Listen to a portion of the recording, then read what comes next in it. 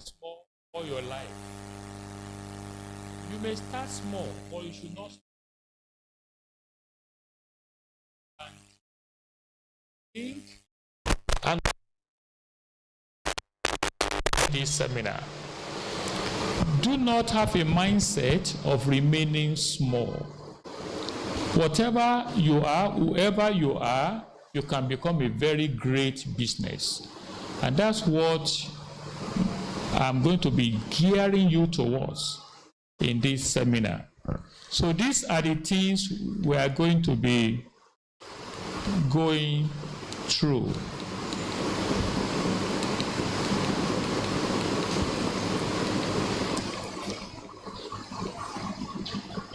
So these are the things we are going to be going through. We are going to start with preparing to enter business. Preparing to enter business. That's actually the first thing. That's where we are going to start. Preparing to enter business. Okay. I have a number of quotations here to start with. In Genesis chapter 1, verse 27 to 30. I will actually want to read it. Genesis chapter 1. I don't think people have Bibles here, so you can help me to read. Who has a Bible and who can read clearly well? I probably should have quoted it there.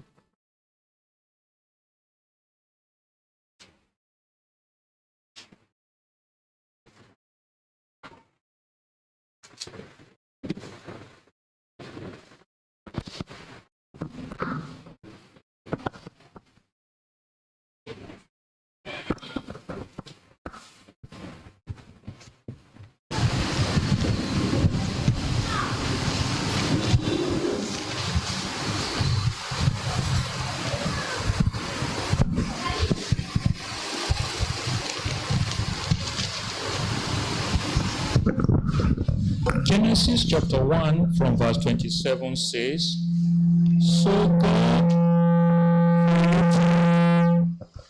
So God created man in his own image, and in the image of God created he him, male and female created he them.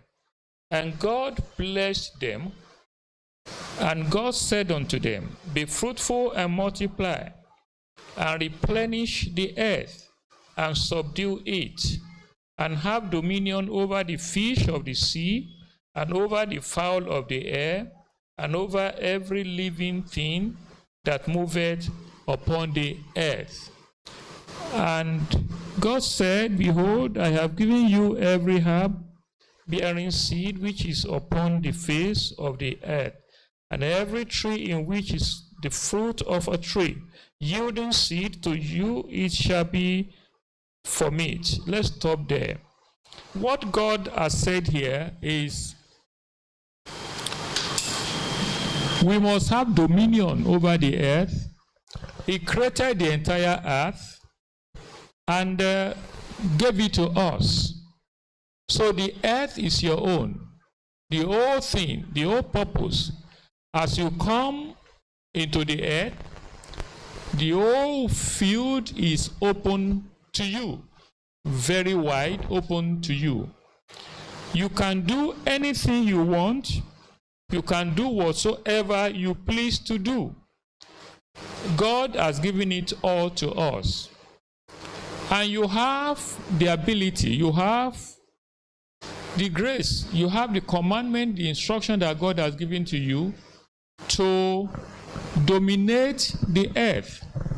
So one thing we will have to all of us believe first and foremost is that God has given us the latitude. He has given us the power. He has given us the grace. It's all in your hands. And let me also say this. Your destiny is in your hands. What you become in life, what you become is in your hands. It depends on you. Don't blame God for your failure. It's you that may cause your failure. And your success also is you. It's in your hands. It's not God. God has created everything and given it to you and said, Go and have dominion over the fish of the earth, and to every beast of the earth, and to every fowl of the air, and to everything that creepeth upon the earth, where there is life. I have given every green herb for meat, and it was so. That's what God has said. Let's look at chapter 2 from verse 7. I won't be reading the entire thing to save time, but I'll be taking it from verse 7, chapter 2.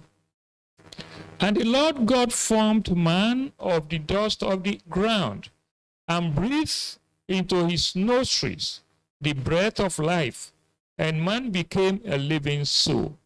And the Lord God planted a garden eastward in Eden, and there he put the man whom he had formed. And out of the ground made the Lord God to grow every tree that is pleasant to the sight, and good for food.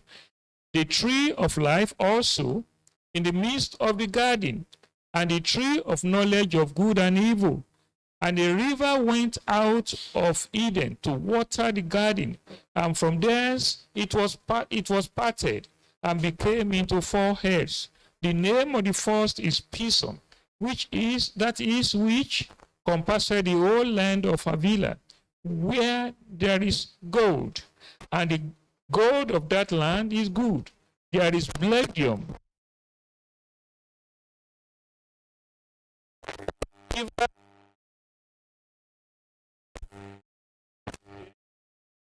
it that compasseth the whole land of Ethiopia.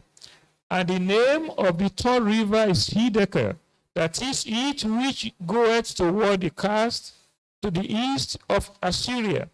And the fourth river is Euphrates. And the Lord God took the man and put him into the garden of Eden to dress it and to keep it. This portion I've just read to you is saying God has prepared everything. He did everything. He put everything in the ground, on the earth. He has prepared, like I will say that, I will use an example of a woman or women, not just woman, women who wants to make soup. And they go to the market, they buy ingredients. All the ingredients are prepared, are provided by the husband. Everything is made ready. Now you have the tomato, you have the pepper, you have the onion, you have the crayfish, you have everything. You are going to make soup. How good the soup turns out depends on the determination, the skill, and the ability of every single woman. With the same ingredients, it's not going to be the same soup. The taste will be different, the quality will be different, everything will be different. And what is causing that? Is it the person that provided the ingredients? No, it's the skill, the ability, the learning of the people that are providing the soup.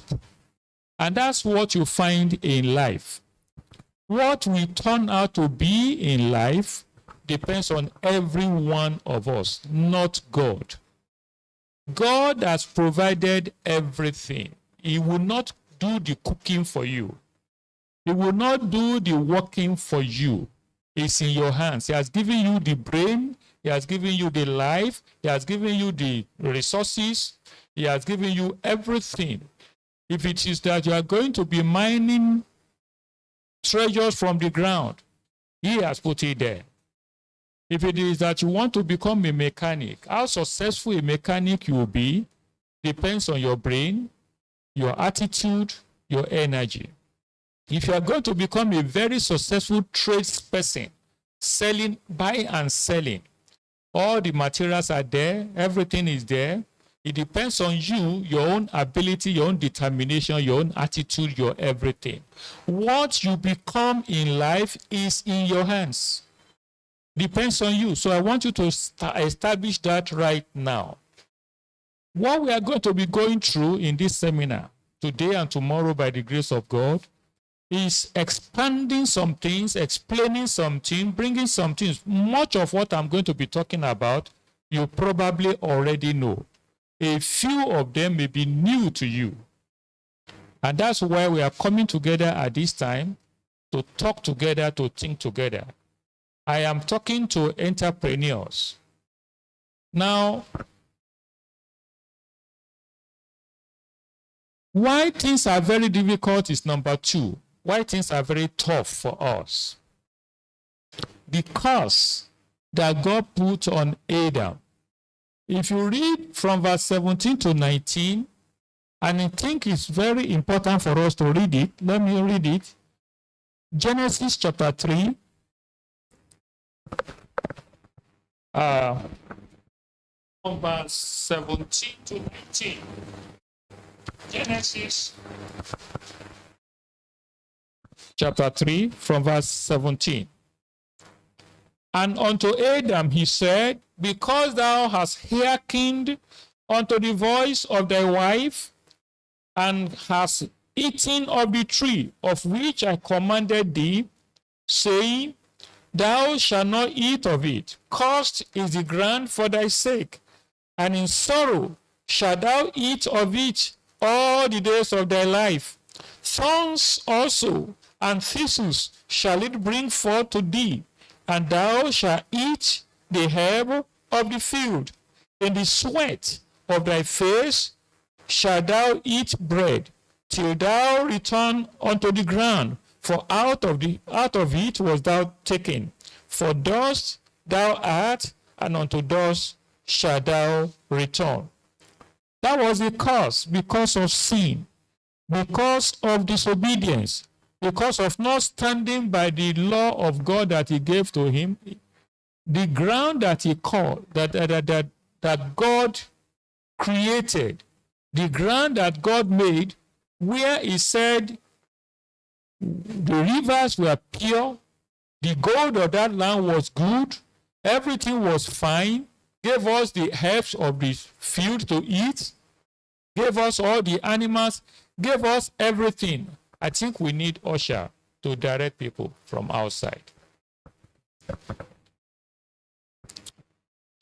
Now, for that, it was very good and things were going well. Things were going very smoothly. Things were going well indeed.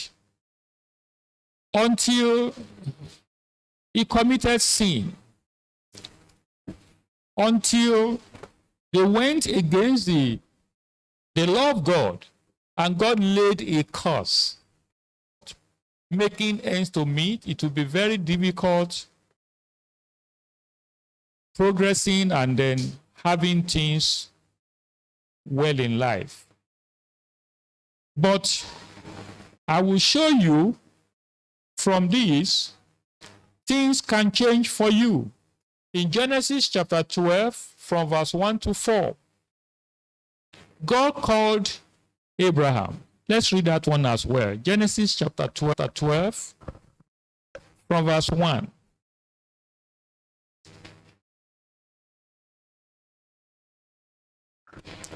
Now,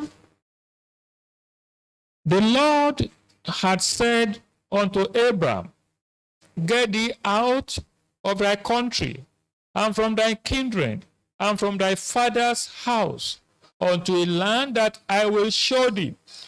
And I will make of thee a great nation, and I will bless thee, and make thy name great, and thou shalt be a blessing.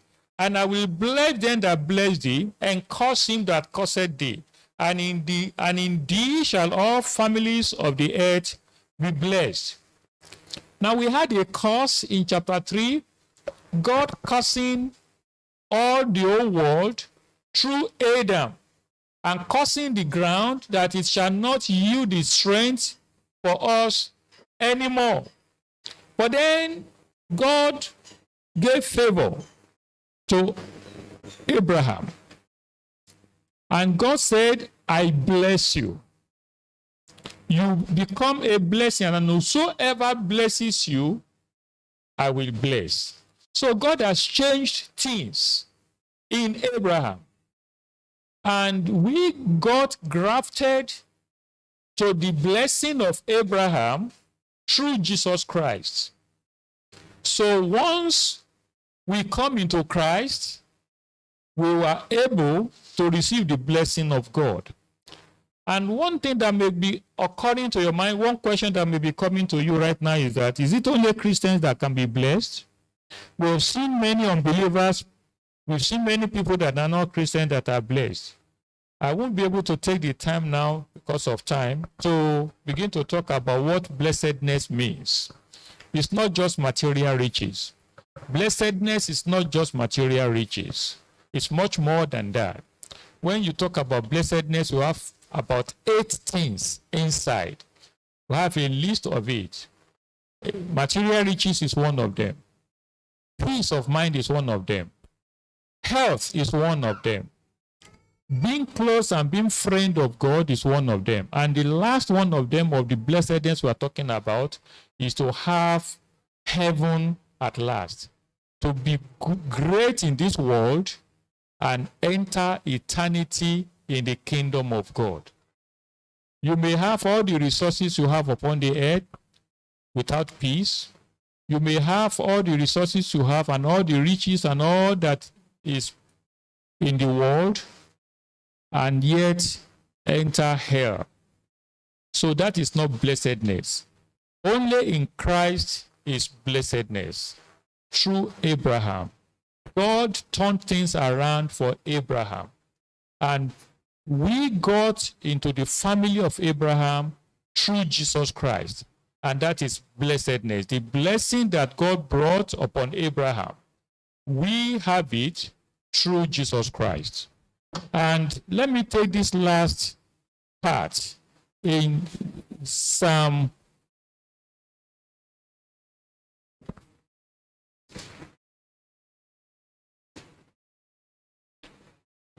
91. I will just read verses 1 and 2. You can get to read the rest by yourself. Psalm 91.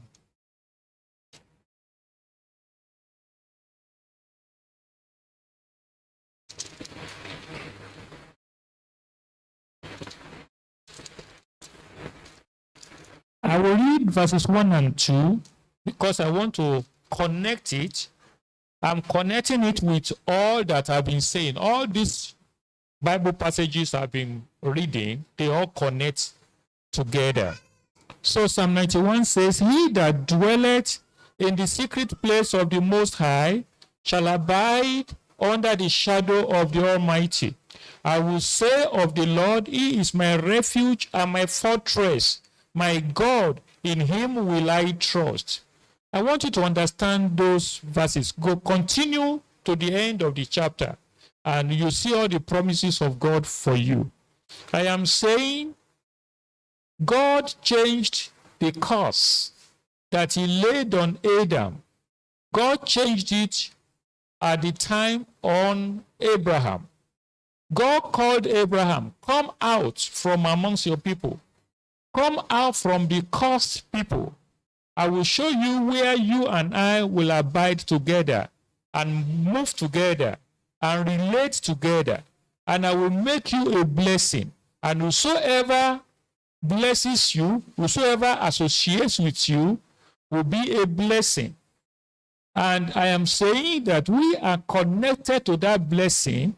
We are out of the curse of Adam, and we are connected to the blessing of Abraham through the seed, through Jesus Christ. All Gentiles receive that blessing. And here, the psalmist is saying that if you dwell in the secret place of the Most High, that is, if you dwell in Christ, if you dwell with God, if you remain with God, you will abide under His shadow, under His cover. His blessing will be permanent with you. And if you make God your refuge, He becomes your fortress. It becomes your power. So in all this we are going to be talking about today and tomorrow, the foundation of our blessing, the foundation is God, being with God. Remember, I said your destiny, either you make it good, either you make it bad, is in your hands. But God is the foundation. If you resort to God, God will make you a great blessing. But then coming to God, deciding to remain with God, is your decision. God will not force you. The road is open. You may decide to come, you may decide not to come. It's in your hands. You determine it. So this is why I say your destiny is in your hands. God will help you. God will make it easy for you. The blessing of Abraham will come upon you, but only if you come to Him. Only if you relate with Him. Only if you seek His help. That is the only thing. So everything is in your hands. Determine what you want to be. And so we're talking about business. Why business? This we need to be able to eat, to be able to provide for life, to be able to have peace in the world, to be able to have fulfillment. We need to do something. God created the garden and put Adam inside it. But He told him, keep the garden, dress it, work on it.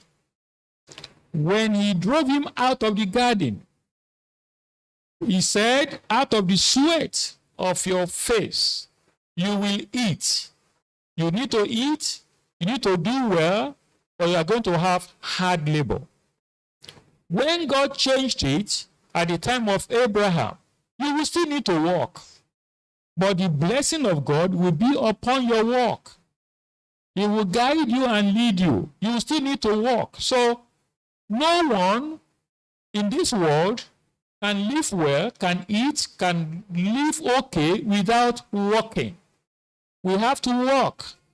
Now, what kind of work depends on what you want to do, which we will begin to talk about. How there are so many things upon the earth that anyone can do. You can be a farmer. You will eat from there. You can be a tailor. You can be a motor mechanic. You can be a teacher. You can be a songster. You can be a musician. You can be a comedian. You can be a pastor. You can be whatever. There are so many, many things that you can be. So, we are talking about preparing to enter business. So you need to determine your business or profession. You can be anything, but you need to determine your business. What do you want to be? What do you want to do to make ends meet? You will need to determine that for yourself. And in order to do that, there are certain things, there are certain preparations for success in life, certain preparation. And I want to begin to enter into details now. So what are the preparations? There is a necessity for basic education. You remember those long ago days, our parents did not go to school. They were limited in their abilities. They were farmers, but they remained only peasant farmers. They were tilling the ground. They were working on the ground. And all they did was to take what they will eat. They were hunters. All they did was to kill game, to kill animals that they will eat. They were just existing. They were not living. They were just making ends to meet. They were just doing things to keep alive. That's all. They marry and give birth to children.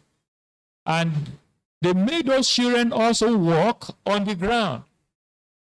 But when education comes, things change. When education comes, things change. Education makes life easier. Education gives you knowledge and power. Education gives you ability to do things better. If you do not have education, whatever you do cannot be as great as if you have some education with it. You don't have to have a PhD. You don't even have to have a master's to do all these things, but you need some basic education, very important. And what that basic education will be depends on how much you need. We start with primary education, primary school, where we learn 1, 2, 3, A, B, C, and how to write some simple words, and how to speak some good English, how to do some arithmetic. If you went to primary school and finished primary school, you will still be able to do arithmetic. You will be able to do some communication. Your English may not be that wonderful, but you will be able to do some communication. But for greater business abilities, you need more than primary school. You need like secondary education, up to WAEC. And there, you will have learned to think about the world. You will have learned about geography or whatever, history. You will have learned something better, bigger than what you did in primary school. You are getting ready for life. Things are getting better. And I think if you stop at secondary education, you will still be able to succeed better. But that's just basic. After that basic education, you keep learning. You keep knowing things. You keep learning more and more. So education in school, education does not stop in school. continues even after you leave school. You may not really need a university degree to be successful in business. But if you do have it, it exposes you more. It helps you better. It gives you the strength of mind and stability of heart and grace to be able to face whatever you need to face.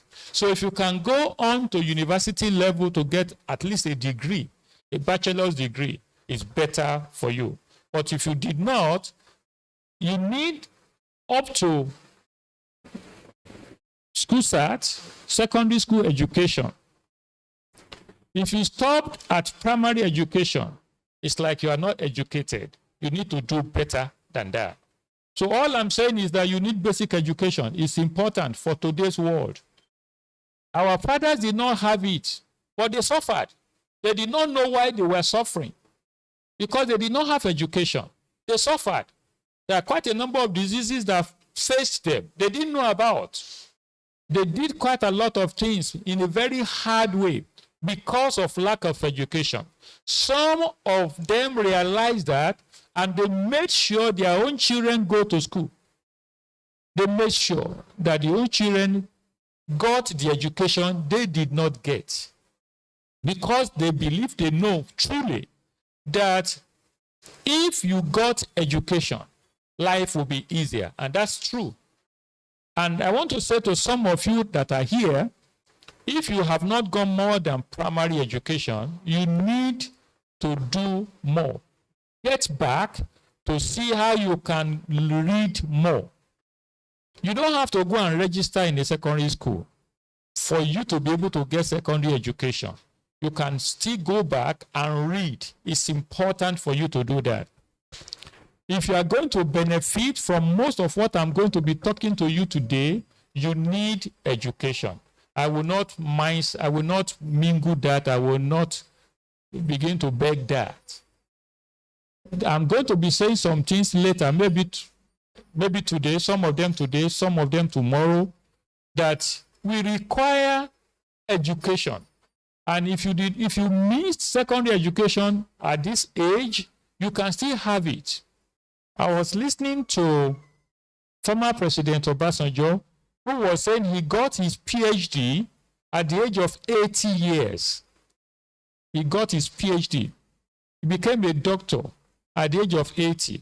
So age does not limit you getting education. It requires you to just determine and have a determination of heart to say, I need this. And you really need education. I am not going to deceive you. You need education. If you do not have education, at least secondary level, there are some things that you will be unable to do. There are some capabilities you don't have. There are some mindsets you don't have. If you can get up to university level, great. You are ready for life. You will be able to be analytical. You can research. You can think higher. You can do more.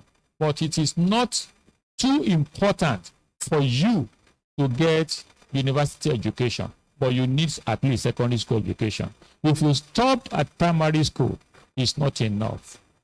So, let me now go to this one. What to think about before starting your business. Before starting a business, you need to think about some things. And I want you to take this very seriously. Don't just jump on something and begin to do it. Please take it from me. Don't just say, I like to be a tailor, and then you go to start tailoring. Don't just say, I want to be a trader. I want to begin to sell meat. And then you go and buy meat and sit down with it. You will make a lot of losses before you have learned enough. Don't just say, I want to be motorcycle repairer, and then start jumping on it. And don't look that people are doing it, they are succeeding, therefore you want to do it. Why are they succeeding? What have they gone through? You need to know. What I am saying, please hear me. Don't just jump on anything and start doing it. You will fail many times before you start succeeding if you can persevere with your failure. You will fail many times if you just jump at something and start doing it. There are questions you need to learn. And I say do a SWOT analysis. What is SWOT analysis? Before you start something, you need to do what I call a SWOT analysis. Moses, you are sitting down there and dozing.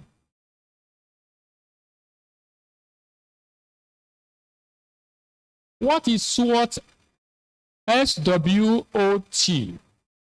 S means strength. W means weaknesses. O means opportunities. And T means threats. Anything you want to do, go through this first. Go through this first. Anything you want to do, any business you want to do, go through this. And I'm going to explain what each one means. The first question is, all right, I want to run a cold room. I see that people are running cold room and they are successful. And I like to run a cold room. I have money.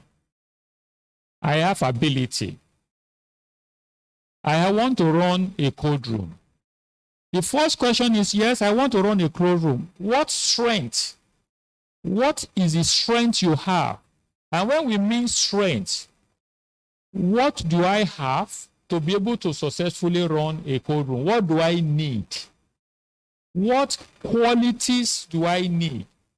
What requires me? What do I need to have to be able to run a cold room?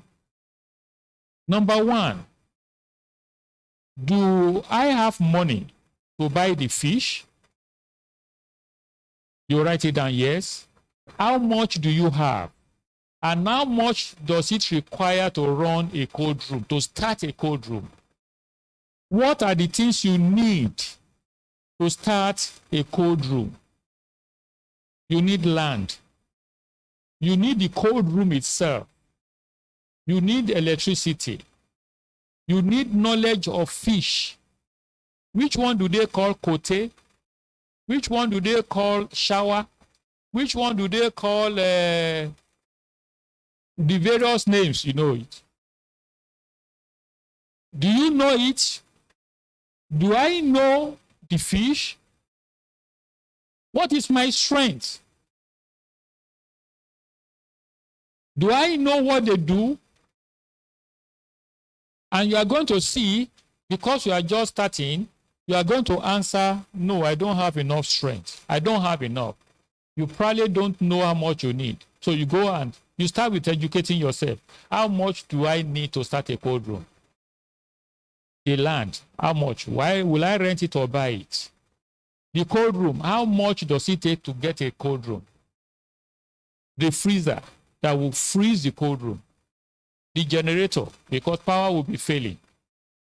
How much will all this cost? Do I have the money? If you don't have the money, you lack a particular strength. That's a weakness. If you don't have the money, that's a weakness. That's a weakness. So what's your strength? Do I know the fish?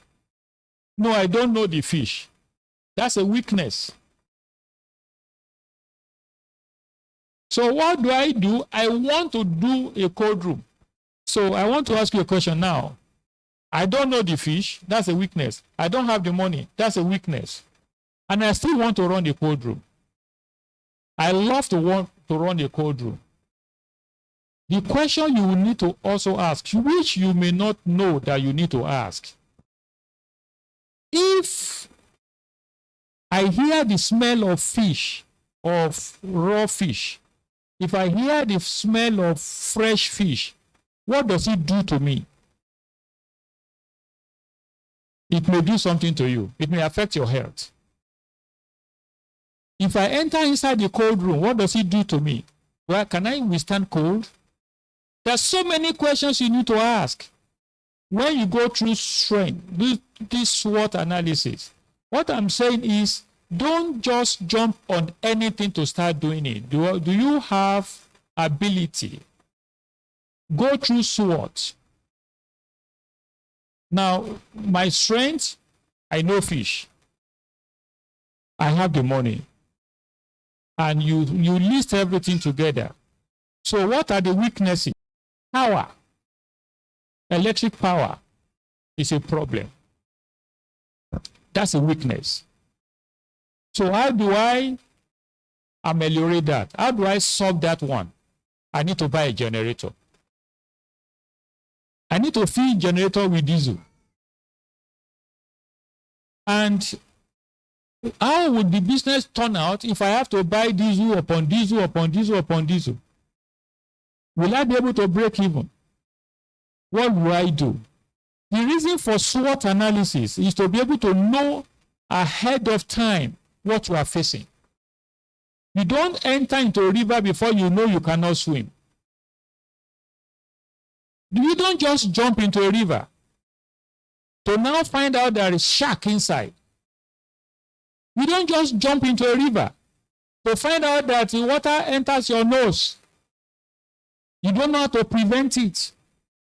You don't just jump into a river to find out that you cannot move your hand and move your legs. You find out before you jump into the river, what am I going to be facing? Can I overcome them? Can I do it? I hope you are following me. You need to ask questions before you do anything. Before you do anything, you need to ask questions. So what are your weaknesses? No money. What are your weaknesses? I don't have staff who will be able to help me. Nobody is able to help me. And so on and so forth. And when you have gone through the strengths and you have gone through the weaknesses, I hope you understand these two now. The next is opportunities. Opportunities. I want to run a cold room. What are the opportunities? Well, people want fish. People want to buy fish. You may be in a place people don't like cold, what do they call in Yoruba? What do they call ice fish in Yoruba? Oh, they don't call it so much like that anymore. Okweko. That is, people don't like that kind of cold room fish. They prefer fresh fish straight from the water, either from the ocean or from fresh water. People want catfish. They want tilapia, fresh, not the one inside the cold room. So you need to ask, what are the opportunities? Do people really want this cold room? Now you go around and see people are really buying fish. It's selling. Okay, people must love it. So people like it. But then, what other opportunities do you have in running a cold room? You need to find all those things. You may find out that you need to add crayfish, prawns. You need to, there is a lot of opportunities in running a cold room. You need to be able to find out what are those opportunities. You can use your cold room to make block water, ice block for people. That's an opportunity. You may use your cold room for so many things. You'll find out that also people who sell meat in the market need cold room. When they did not finish selling their meat, they will come and rent a part of your cold room to stock their meat. That's opportunity. So many things are available for you to run a cold room. In studying and finding out, you will know all these things. So what are the threats of a cold room? What are the threats? Let's think together now. Can we all go through together on this last one? What are the threats? What are the problems you are going to face to destroy you? What are the problems that will make you not to succeed in running a cold room? Can we talk about it? Power failure. That's a threat. So if NEPA takes light for 3 days, what happens to your cold room? You need to recognize it before you start. What other threats apart from power? Your staff. Yes, that's very good. What is the problem with the staff? They will steal, not just the money, they will steal the fish. Yes? Yes? I thought you were saying something. No regular staff, that is, staff turn around. They come within a week, they have gone. They come within a month, they have gone. All the experience they have gathered with you, they take it elsewhere. That's a threat. What other threats? What? Well, thieves. Well, stealing from outside, apart from staff. The stealing of the staff is different to the stealing of people from outside. And that's for every business. So you list your threats. Before you start any business, go through this.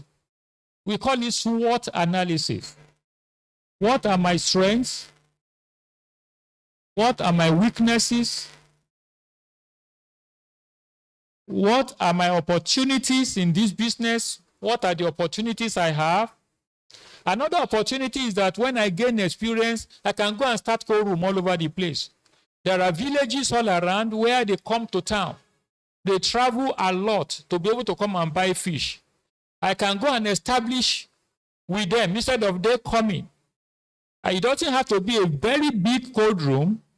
I can get bicycle riders who can come with their cold, small mini cold room on their bicycle and come and buy my fish. I can supply to all around the villages if I can do more. By the time you think through this, you will find that, yes, it's a very beautiful, beautiful business. But there is no business that does not have threats. None. There is no business that does not have threats. So you need to recognize the threats before you start so that you can provide to ameliorate, to prevent it. The problem of NEPA is very serious with cold room, not with every business. Somebody selling Bonfita and sugar and milk, is NEPA such a big threat? No. He only needs light. He only needs fan. Maybe he only needs AC. And when NEPA goes, he can open his windows and then he does not have, and he does not destroy his business. Lack of light does not destroy Milo, does not destroy sugar, does not destroy the salt he's selling. So there is less threat concerning light for people who are having provision shop compared to people who are running cold room. The threat of no light is very, very serious. It can destroy their business. So you need to go through it before. Don't just jump into anything. That's what I'm saying. Go through SWOT analysis. Any question? Have you found out that you have entered into a business and you're having problems? Serious problems. Things you never knew that was there. You entered into it and now discovered.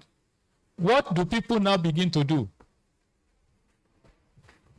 They reverse. They start that business. No, I cannot do this business. Meanwhile, they have spent time, they have spent money, and then frustration is setting in. You cannot afford to enter a business and get frustrated with failure. That will reduce if you do SWOT analysis before you enter into it. All right, let's move on.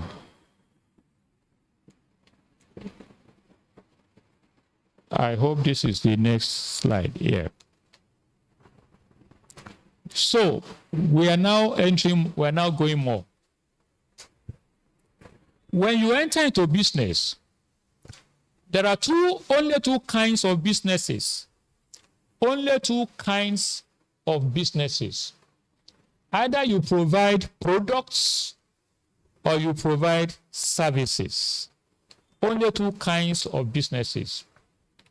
You may be a manufacturer producing products, but in producing products, you also give services because you have to service the machine or the material you produce.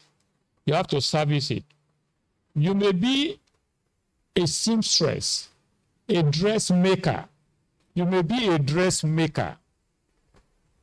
You are producing sewn clothes. You are making products, dresses.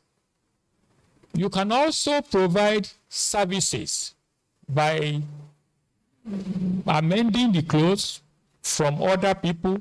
They come to you, they say, well, this clothes, somebody sewed it for me, or I bought it ready-made, and it's not so well for me. Can you help me to amend it? That's a service. It's different to you bought cloth and you cut it and sew it, producing garments.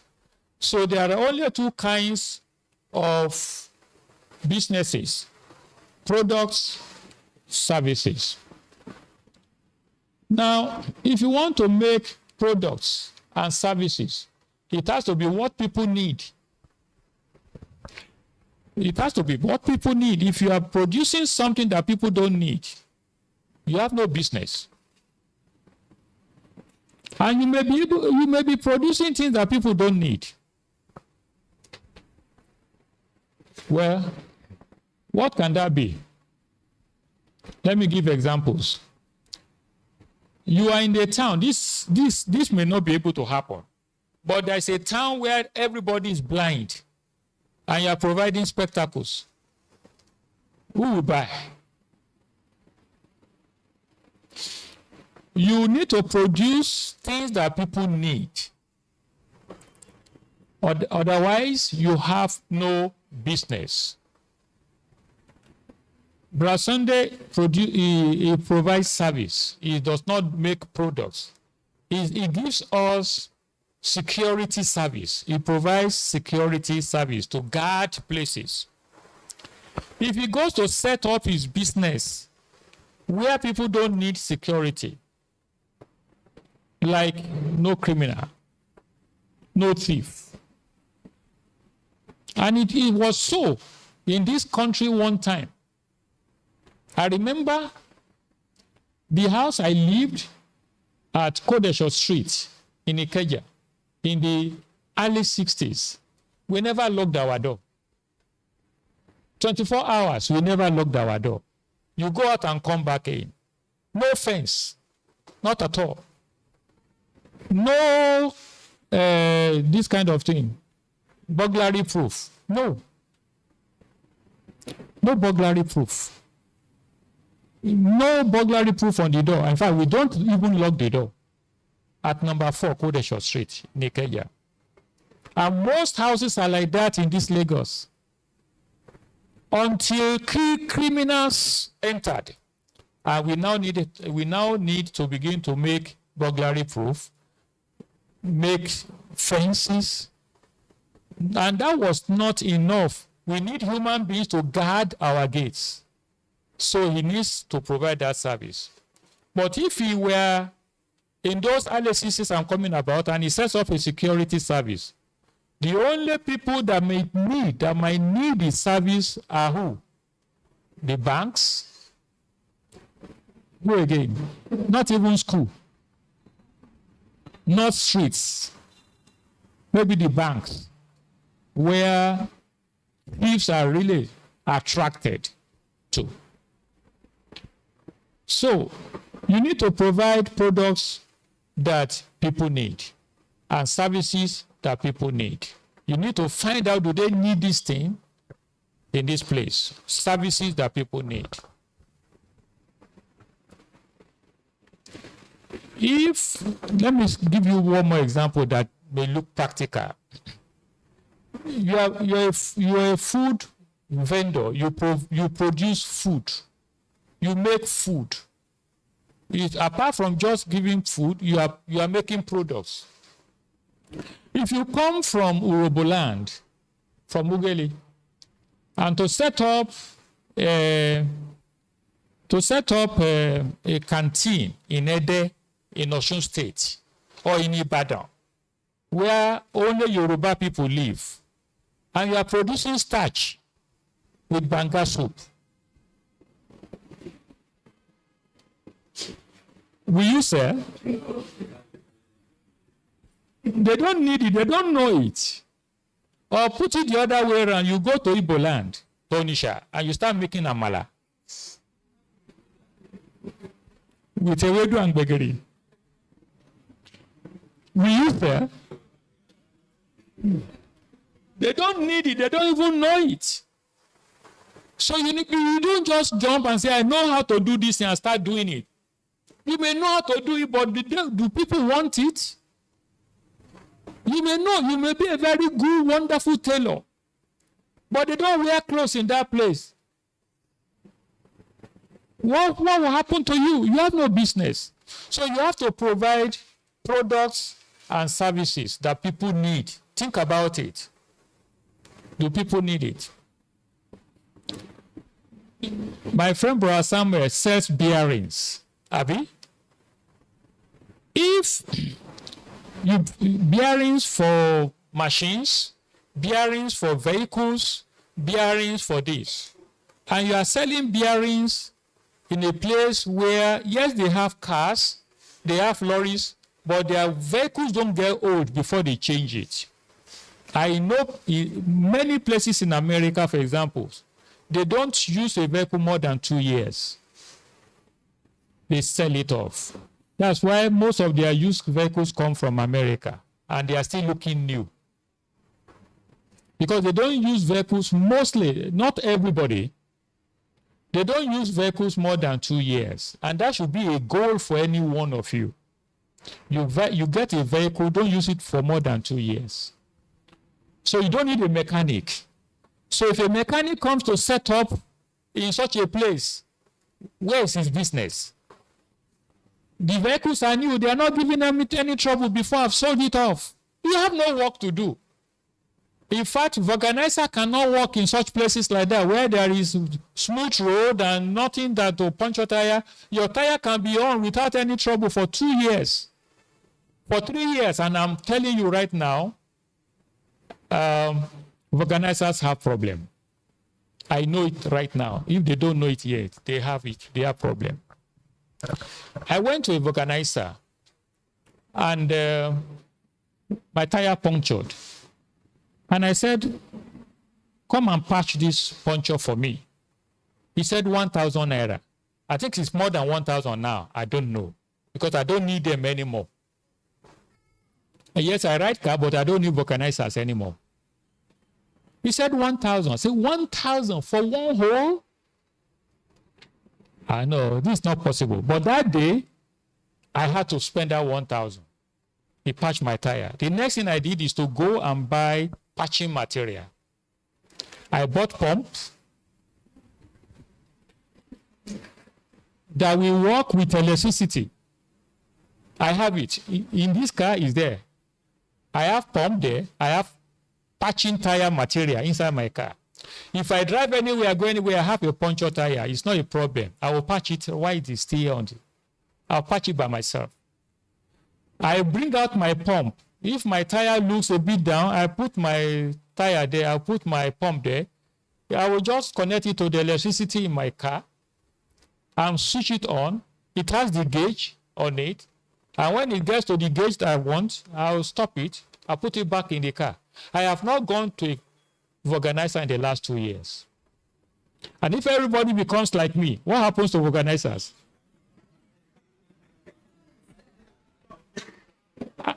The same thing I did with my car battery. My car battery goes down, and I take it to I call this man around me. I say, come and take this battery and warm it up for me. He will charge me, I think he was saying 5,000 naira or something like that for one charge. I say, 5,000 naira. And he will take my battery away for 2 days. I said, no, I cannot do that. So I bought battery charger. Very small thing like that, electronic, 9,000 naira. All my batteries are charged by myself. I don't need battery charger anymore. My battery charger is at home. And I have extra battery. I will charge that battery charged on the ground. If anyone goes down, I will change it to the one that is charged and put the other one that has gone down on the battery charger and go away. So you cannot say I have business and remain, and we still talk about that later on. Things change. Things change. A business that people are rushing you today, later you won't see anybody again. And you say business, so they move. But things are changing. I mean, if organizers will begin to notice now that they are having less and less customers, at least they have lost me. I have my machines in my car. It's there.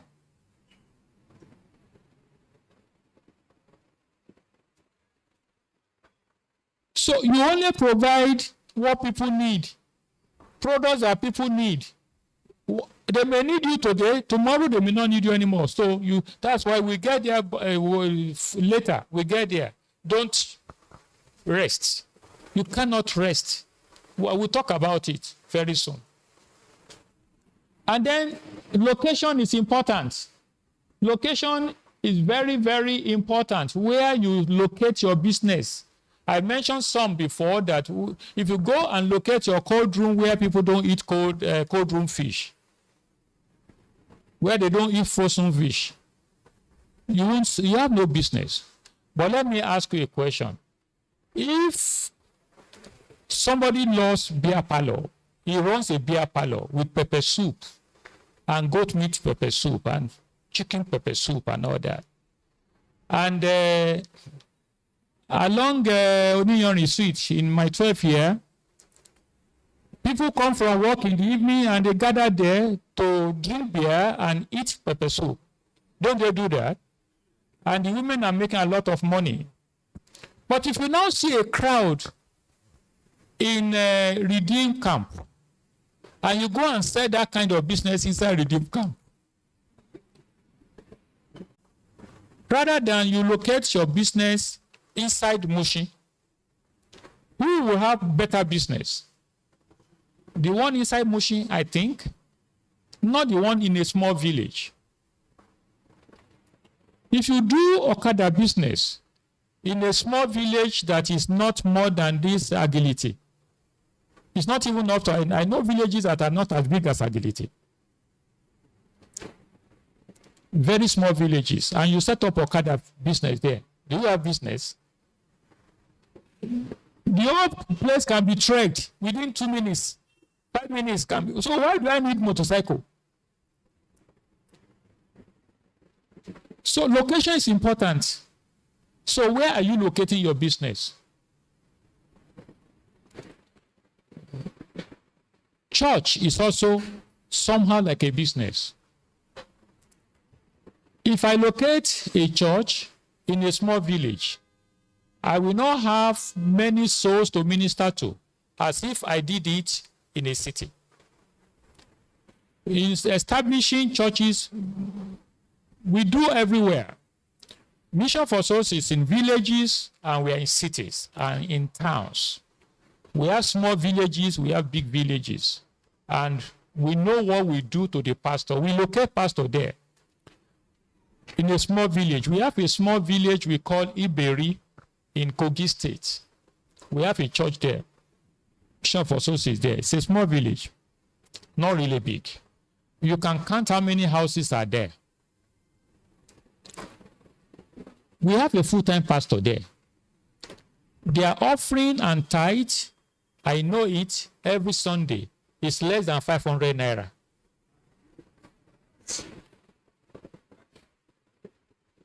Tithes and offering together is less than 500 naira. And let's say 500 naira. In 4 Sundays, how much is that? Is that what the pastor will sit down with? So what we do is to pay the pastor's salaries from headquarters. We do that every month. It's evangelism we are doing. It's so work that we are doing. We are not looking for money, and we need to reach souls. So we pay the pastor from headquarters. The money we take from my 12, the money we take from Warri, the money we take from all other places, we use in supporting such churches. We pay for building their churches. We bought land there. From headquarters, we bought the land. From headquarters, we built the house. It's a very small village, but souls are there. So we need to minister to those souls, but they cannot maintain a pastor. We do from headquarters. But can your business support that? A church is different, completely different to such things like that. Your business needs profit and needs money. So location is very important. Location is very important. Now, we've talked about this. People's needs and wants do change. We've talked about it. You understand that one now. People's needs and wants change. Depends on the time and situation. Now, my need, I still need to patch tire. But I don't want the organizer anymore. I don't need the organizer anymore. That has changed. Now, look at it. When things begin to change, your business begin to go down. Notice it. And find out what is causing it. What is causing this business to go down? Don't say it is one juju that is doing it, not one witch that is doing it. Don't put it on a terrible man. Don't put it on bad luck. Something is going on. Find it out. And when we get later, I'll be talking more about that. There are so many things to share together in this discussion. We'll talk about that, how to get to know. Before it starts affecting your business, you should know. You should know it before it starts affecting your business, and you must do something about it before it starts happening. Look at those organizers. I said, why are you charging 1,000?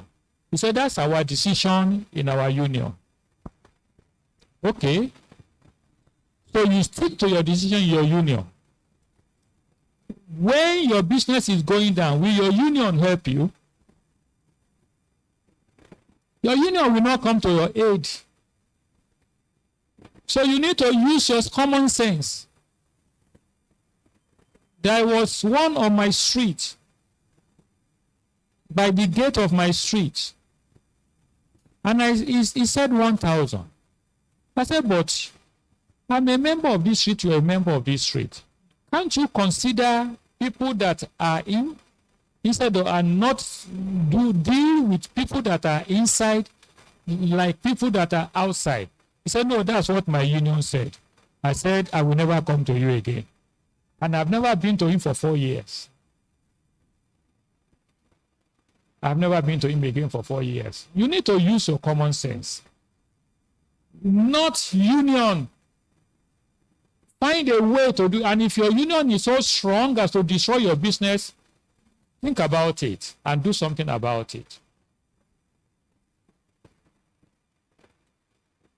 So, number 4, technologies also change. I want to talk a little bit about this because it will affect your business. Technologies also change. There are some things I will come and discuss on this. These technologies also change. I'm coming back to it. I will dwell a little bit about it. I'll maybe tell you some stories. Now, marketing strategies and innovations, what happens to customers when their needs are not met even once? Let's leave this one a little bit for later. We'll talk about it later. But let's talk about this one. What happens to customers when they come and they don't see what they are looking for? They go elsewhere. Not so. Will they come back? I entered a petrol station last week or 2 weeks ago. I can't remember, but not long. It's a new petrol station on my area, newly built. I have where I buy my petrol. But where I buy my petrol, they did not have petrol. And they were selling. So I said, okay, I needed to fill my car. Let me go there. I got there. I said, I want to fill my tank. He said, do you have cash? No, I've never used cash. I use my debit card, my bank card to pay. anywhere I buy petrol. So no, we only take cash here. Will I go back there? They are not meeting my need. So I won't go back there. Whether they now started accepting card, I won't know, because I won't go back there. So find out what do people need and make sure you provide. Don't ever let a customer leave your shop. Don't ever. If you're a trader, your inventory is very important. There are fast-moving items. We call them fast-moving items, isn't it? We have slow-moving items, but you must have all of it. So that when people say, if I get to that shop, you will have what I need. And they will keep coming. If they take it for granted, and they will never be disappointed. And so they won't go anywhere else. The problem now is this. If you have regular customers, they were always coming. And one particular day, you did not have what he was looking for. He goes elsewhere, isn't it? Because he has to have that thing. He goes elsewhere, and now he gets to that place, and he found that the price of that place is like almost half what you used to sell. It may not be exactly half, but much lower than your own price. Say, this is what my customer has been cheating me. Will he come to you again? No.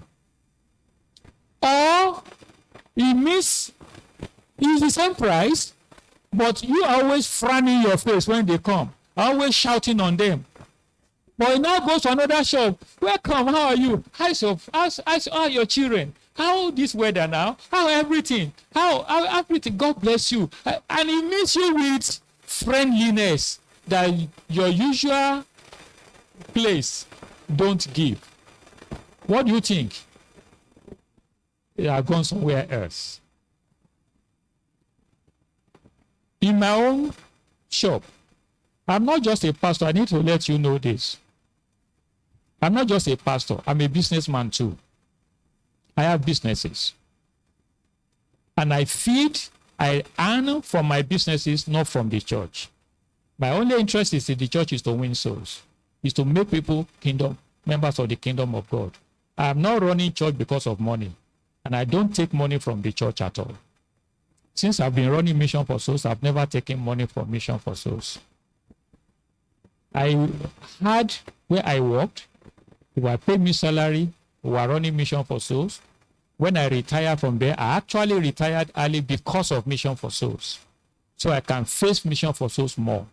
So as soon as I left that place, I started a business, which is in my own area of competence, my area of expertise in computers. So I run a computer business. I have other businesses that I also do. All my experiences I'm teaching you is from running business, from corporate world, my training, and running my own businesses.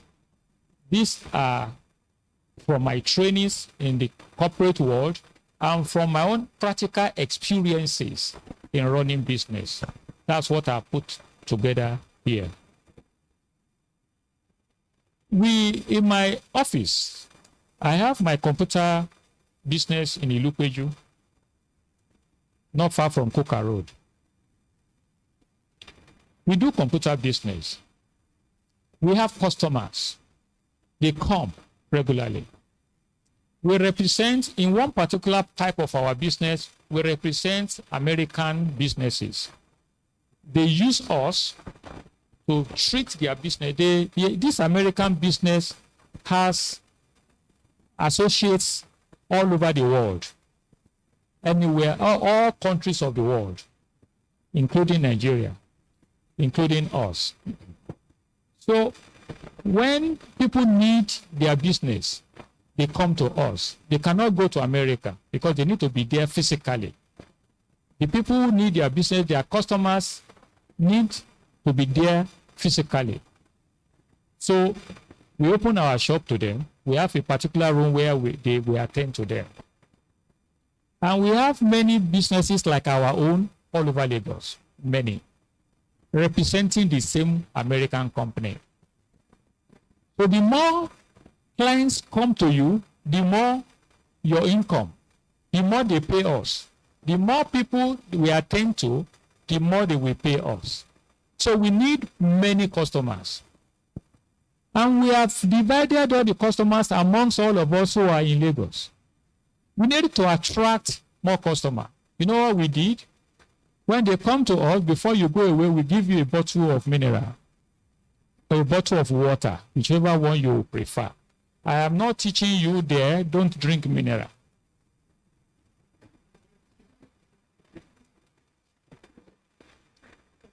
It's money I'm looking for. In Mission for Souls, I almost enforce you don't drink mineral. In Mission for Souls, I almost force you. If I see you drink mineral, I shout on you. Because it's part of my business to keep you healthy.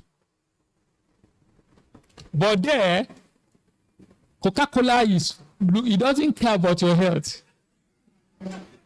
Coca-Cola doesn't care until they start losing customers before they start caring. If you don't care to destroy your own health, Coca-Cola will give you what will destroy your health so long as you are bringing the money. Now that they are finding out that people are running away from sugar, people know about it now. So they have looked for something else. They are now beginning to put what we call stevia.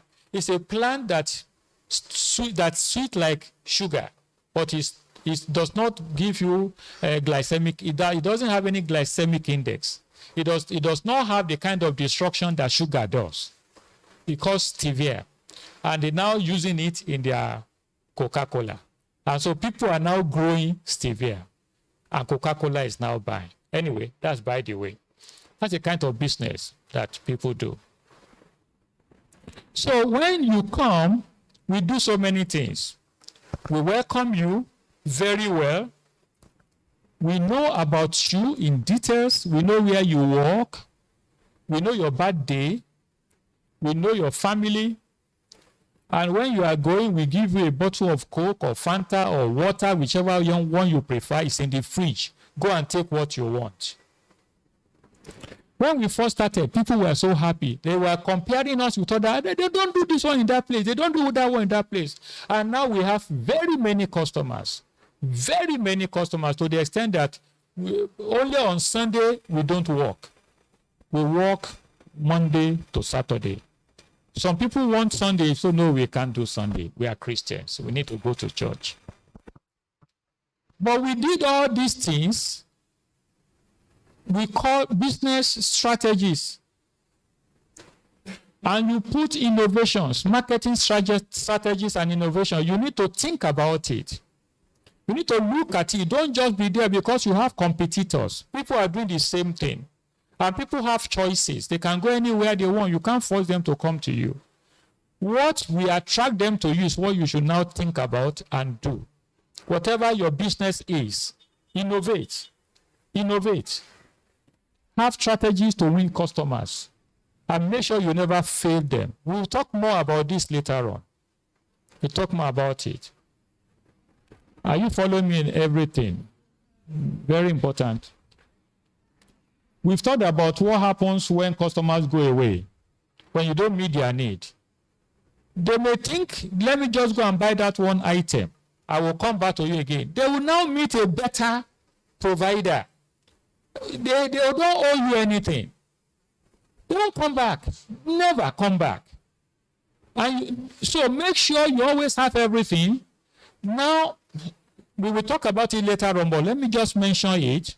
Go and find out people of the same business. What do they do to keep their customers? Then you do more. People are doing the same businesses. You can send what we call secret shopper. There is something we call secret shopper. Do you understand me? Somebody that they don't know, the businesses like yours around you, don't know that person with you. So send that person to go and price. So know their prices. Send that person to go and even buy. See how they behave. And they come and give you report. In my own business, I do secret shopper. I do that. Not that I send them to other businesses. But Yeah, let me tell you this. I do secret shopper. I'm not there. I'm never there.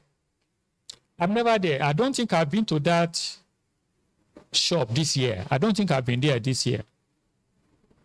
I have people working for me. But I want to be sure they are doing right and they won't drive our customers away. So I will now send somebody to go and pretend like a customer. And the customer, I will tell the person to ask for things that we should not do. To ask for things that if they ask, we should say no. Maybe I should make you understand better.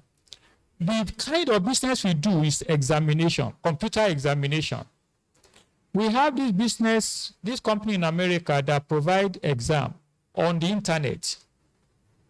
So there are certain things we must do or we must not do. When customers who want to do exam come,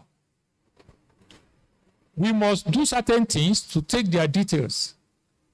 And we must not allow cheating. They must not bring books inside the exam room. They must not bring calculator in the exam room unless the exam needs calculator. But no matter what, they must not bring telephone in the exam room. They must not, we must not allow somebody to come and sit for exam on their behalf. For example, if I don't know this thing so much and I know somebody who knows it very well, I can send him to come and sit for that exam in my name. So what other businesses like us do is, I will come to your shop, I want to do exam, but I don't know it, I will arrange with you. I'll give you a lot of money. And somebody will come and see the exam. The people will do for, they find out, they know sometimes, and they will close that business with you. They won't allow you. Because I'm never there, before those businesses will discover that we are doing that kind of thing, that my staff is having a wikokoro for money, I will send somebody to them to say, I don't know this thing, no. I can give you 100,000 naira. Big money. Because those exams are very, very expensive. Very, very expensive. Some can be up to 500,000 naira, one single exam. Very expensive. And if you fail it, you have to come and do it again. Another 500,000, thereabout. And I don't want to fail it, so I don't spend another money.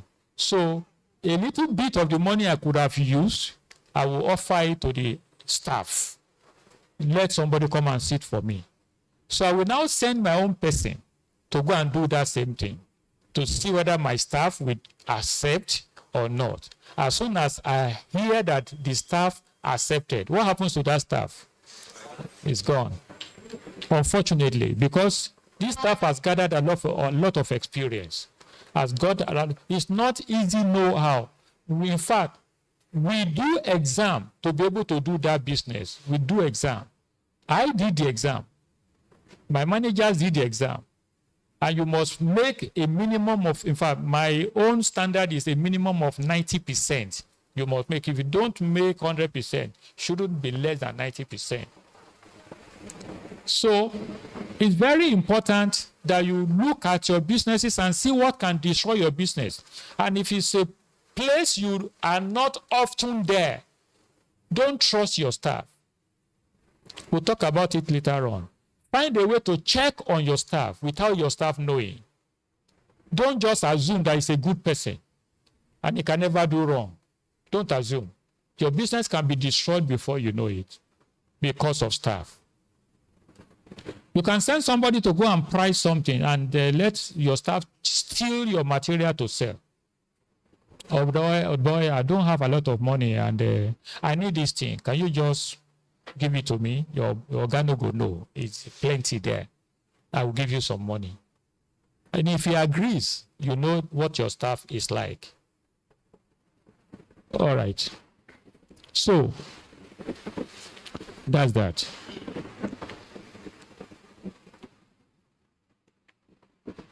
We've done all this. We thought about location is important. Let me give you this story. There's someone who wanted to start oil business. He's a member of Mission for Souls. So I knew about this story. He wanted to start selling oil. And he wanted to determine his location, where he will be selling. By the way, how long can we go today?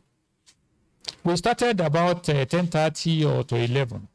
It's past 12 now. How long can you accept to go? Can we go up to 1 o'clock?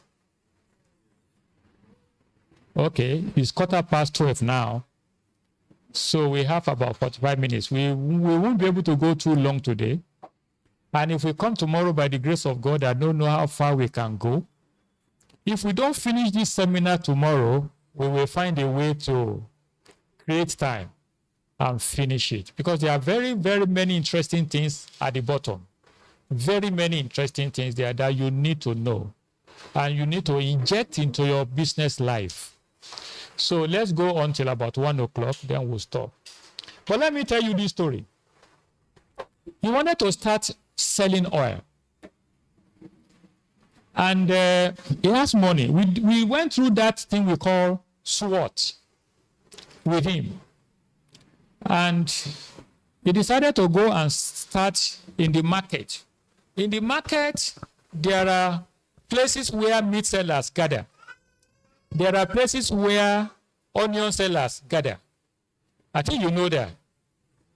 So the oil you wanted to sell, there is a particular place all the oil sellers gather. So if you go to another place, people want to buy, will only come to where the oil sellers are. They won't come to your place. So he went to sit. He went to sit where the oil sellers are. And he opened his own oil spot to sell. I'm saying location is important. So he thought he got a good location. So he went to a good location. In the market, everybody wants to buy oil, will come there. But as he sat down there, he did not sell a keg of 4 liters in 2 weeks. A keg of 4 liters. I'm telling you the truth. He did not sell it in 2 weeks. Then he said to me, this not be like business, so I cannot do this. So we now talk together. He now said, this is what I'm going to do. What do they use oil for? The people that need a lot of oil, what do they use it for? They make soap. They use it for soap. I don't know how it is done, but they use it for making soap. That's what he said. So instead of letting them come to the market, I will go to them. I'm not going to be sitting where I'm going to be selling just 4 liters in 2 weeks. So he started with a 50-liter keg, and bought bicycle. He will put the 50-liter keg at the back of his bicycle and go from soap maker to soap maker. In one day, he sold 50 liters, which he did not sell 4 liters in 2 weeks. In one day, he sold 50 liters, and they are asking for more. So he bought a drum. He will finish the 50 liters and then come back and fill it again. He was selling like 2, 3, 50 liters a day. Which one is now better? A location or going from location to location? That's business strategy. That's strategy. Innovation. He innovated, which other oil sellers did not know. Do you know he now sold oil until he bought a van? He bought a bus. He had a motorcycle. He no longer using bicycle. So where buses can go on the road, he will drive his bus with his oil. Where the bus cannot enter, where vehicle cannot drive, what will he use? Motorcycle. He did that till he built house. Innovate. Think. Don't just say, and so it be. Put on your thinking cap. Innovate. Look at what you are doing. It can be better. This is very important. People's needs according to Maslow's need of hierarchy. Maslow made a theory concerning people's need. And what did he do?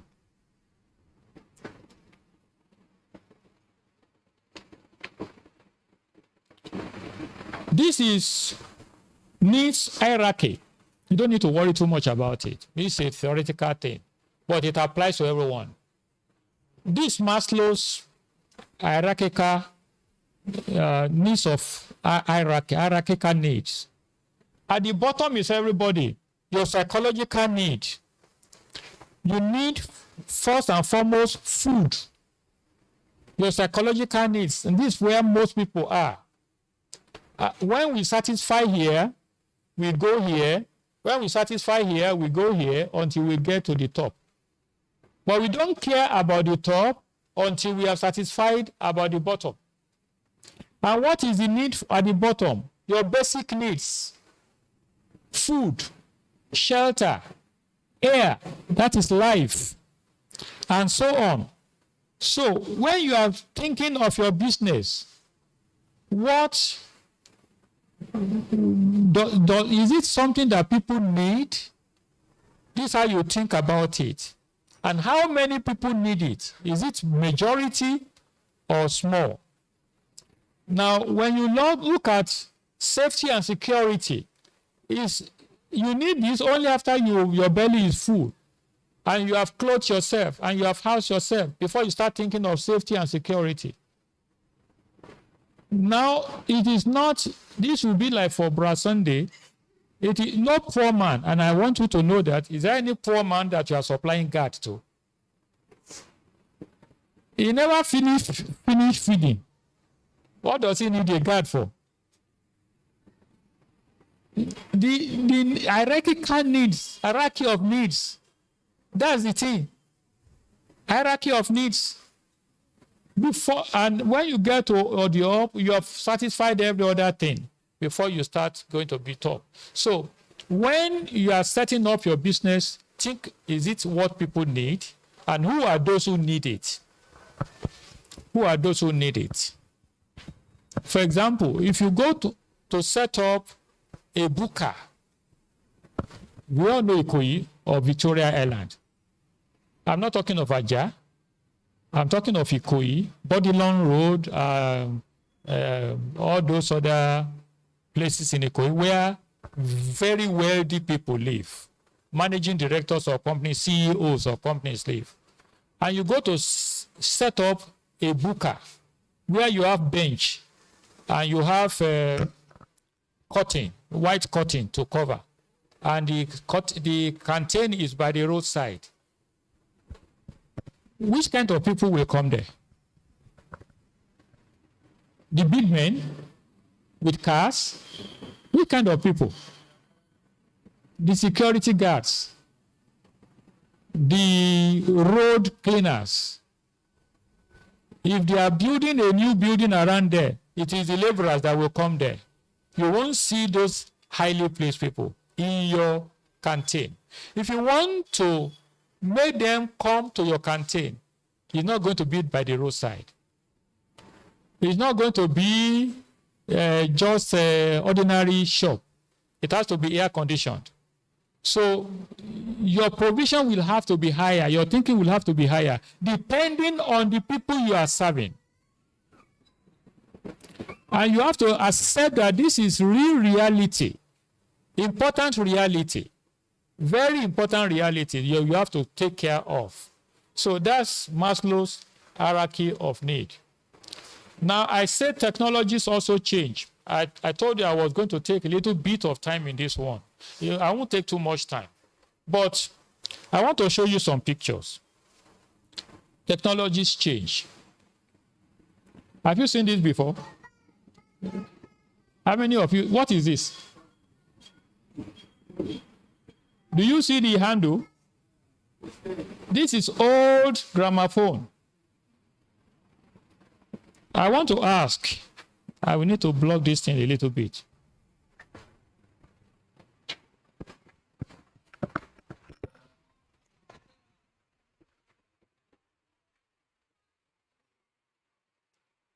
I want to ask you,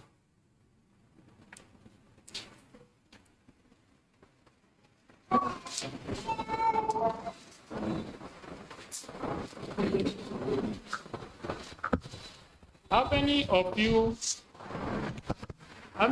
have this at home? I'm not.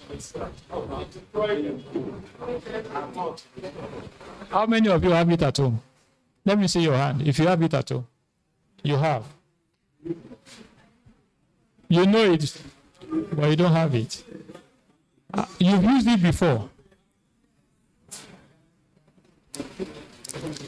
This was the main source of music or talk at one time. This was the main source. This is one of those ones they started with. I have plenty of this at home, many. But it's now in a museum. It's now in a museum. I don't use them anymore. But this one is a Christian music one, very good music. But I don't have anything like this to play it anymore. If I must have them, I can order them from those who have them. Now,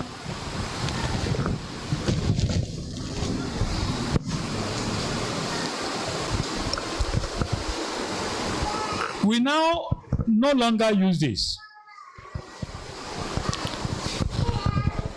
Now let's go to the next one.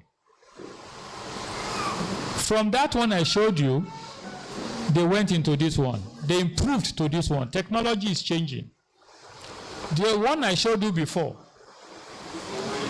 this one, what do? They wind it. But they now improved to this one. This one is electric. You don't need to wind anymore. You just carry it. But in fact, you don't need to use hand to carry this one. It will lift itself and put itself on the record at the beginning. And when it plays to the end, it will lift itself and come back and rest. That's improvement. Technology is changing. Now, those who have machine to make this one, what happens to their manufacturing machine? It's gone. Obsolete now. All the money they invested on those machines, gone. Now, do you know this?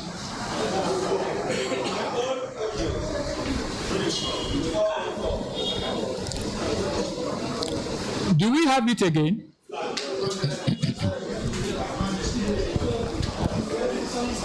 Now, if we still have them, not many.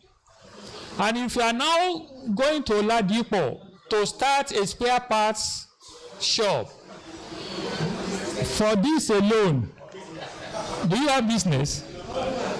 Whereas in the 1960s, it's a lot of business.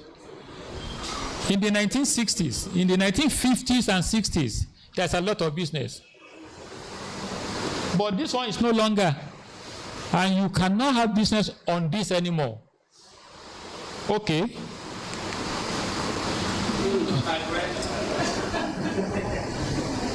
I don't think many of you have seen this. This is Olympia. Very popular before. Secretaries, that's what they use. But we have people selling this, machines, factories manufacturing this, and made a lot of money. But today, is it what we still use? What do we use now? Computer.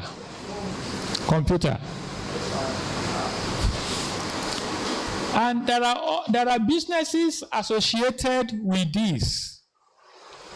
The training of secretaries that will use this. The training of secretaries that will type with this. They do shorthand and typing. How many words of shorthand can you write per minute? How many words of typing can you do per minute? They have many training schools to do this. Those training schools, are they still around? Why? Because technology has changed. People whose businesses are on training secretaries that will use this are out of business now. So technologies change, and you must be aware of this from time to time when things are going out of vogue. And these days it's even more rapid. It's much quicker these days. So if your business is on a particular kind of product or service, you must know that things will soon change.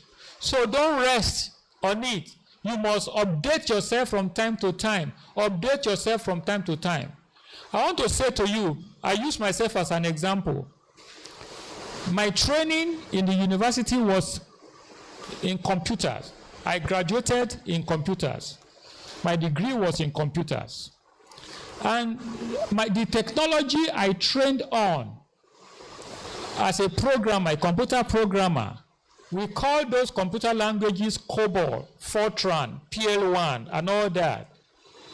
And we trained on old IBM computers, System 360, System 370, and so on and so forth. And we trained on those machines to enter data into the computer. We use what we call punch cards. And there's a lot of factories, a lot of businesses around manufacturing and producing punch cards.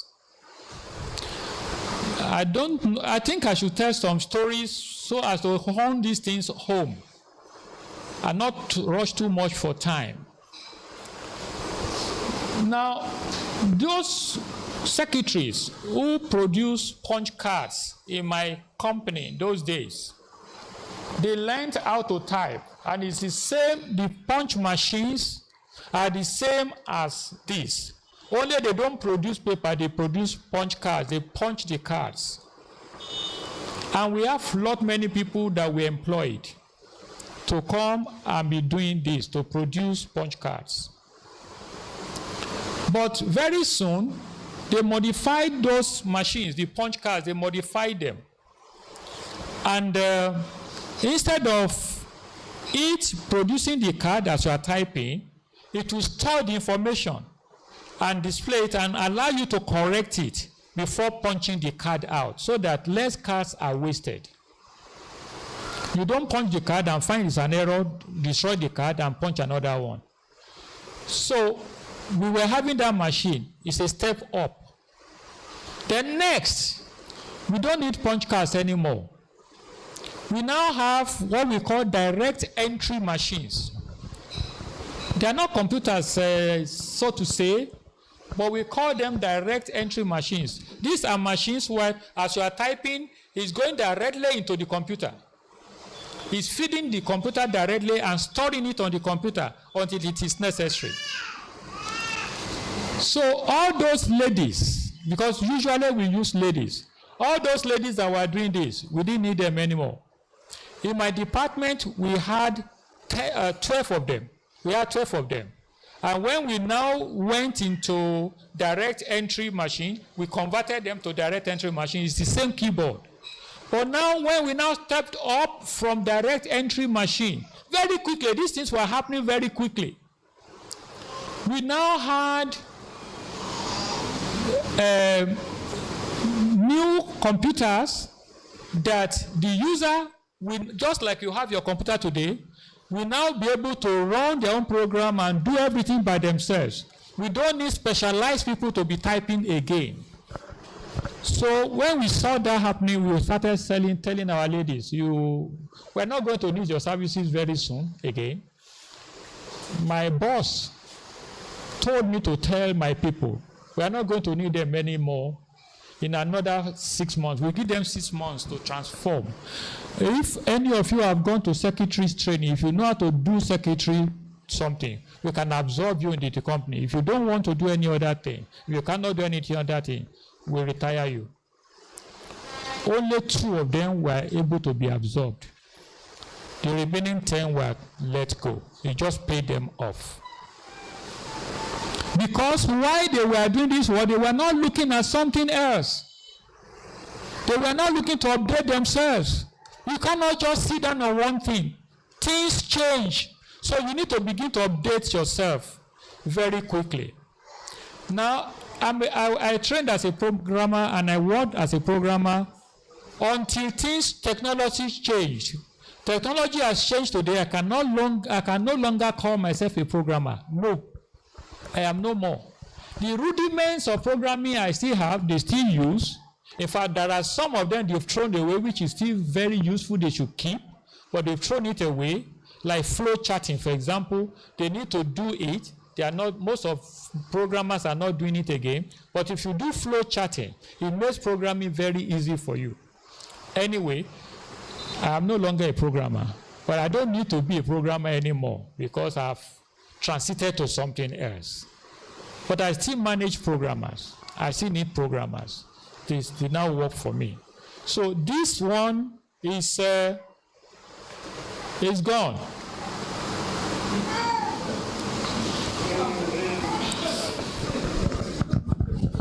Do you know this? How many of you use this?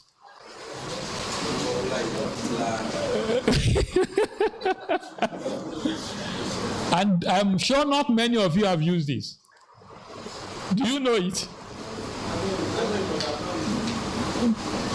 And it's not long ago. It's not really long ago. We used it in the days of NITEL. 2000. We still had it up to 2000, just about 20-something years ago. We still had it up to 2000. But you see how very rapidly it left. How very rapidly. We still had it up to 2000, 2002, 2003. We are still using it. You ring it. You dial the number. You see those holes. You crank